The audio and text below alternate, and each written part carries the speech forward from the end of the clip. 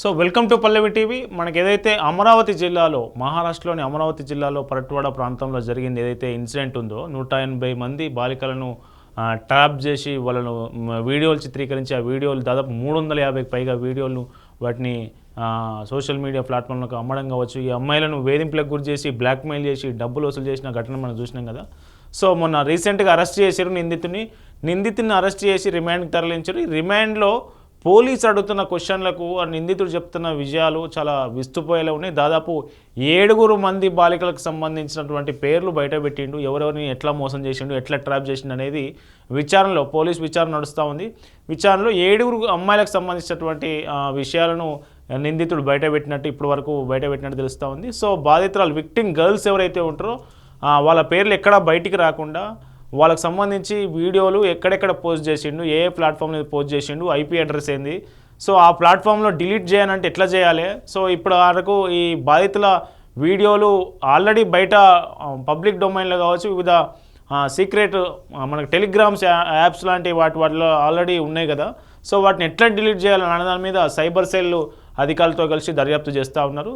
So మరోవైపు మళ్ళీ వీడొక్కడేనా, Mohammed Ayaz alias Mohammed Tanveer వీడొక్కడే ఉన్నాడా, వీడొక్కడితోనే ఇదంతా నడిచిందా? 180 మంది బాలికలను ట్రాప్ చేయడం అంటే వీడొక్కడితోనే ఎట్లా సాధ్యమైంది అనేది పోలీసులు విచారణ చేస్తూ ఉన్నారు. ఇది ఒక్కడితోనైన పని కాదు, ఇది కొత్త వ్యవస్థీకృతంగానే ఆర్గనైజ్డ్ క్రైమ్గానే కనిపిస్తుంది అనేది పోలీసుల ప్రాథమిక విచారణలో అర్థమవుతా ఉంది. సో వీటితో పాటు మరో 3 ఉన్నారట. ఆ 3కి సంబంధించి దాదాపు మొత్తం అయాజ్తో పాటు మరో 3ని కూడా అరెస్ట్ చేశారు. ఆ 3 పేర్లు మన దగ్గర ఉన్నాయి. ఒకసారి చూస్తే ఉజర్ ఖాన్, ఇక్బాల్ ఖాన్, తర్బేజ్ ఖాన్ అలియాస్ మహమ్మద్ సాబ్. సో ఈ 3 కలిపి, వీడు 4 కలిపి ఈ మొత్తం దారుణాన్ని కొడిగట్టిన పరిస్థితి. సో ఈ 4కి సంబంధించినటువంటి వాళ్ళ phone call data, phone call history, social media foot prints, so ఇవన్నీ పోలీసులు దర్యాప్తు చేస్తూ ఉన్నారు. ఈ దర్యాప్తులో భాగంగా ఇప్పటివరకు 7 అమ్మాయిలకు సంబంధించినటువంటి పూర్తి వివరాలు ఎక్కడెక్కట్లా ట్రాప్ చేసిననేది నిందితుడి నుంచి వాంగ్మూలం స్టేట్మెంట్ ఆధారంగా రికార్డ్ చేసినట్టు తెలుస్తూ ఉంది.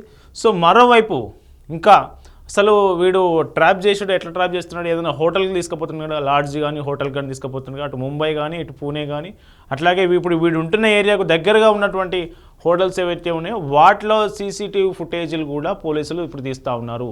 సో వీడు ఒక్కడే తీసుకుపోతున్నాడా, వీనికి హెల్ప్ ఇంకెవరైనా చేస్తున్నారా, వీని వెనుక ఏదైనా ఆర్గనైజేషన్ ఉందా అనే దాని మీద పోలీసులు దృష్టి పెట్టారు. అన్ని సీసీటీవీ ఫుటేజ్లను కలెక్ట్ చేసే పనిలో ఉన్నారు.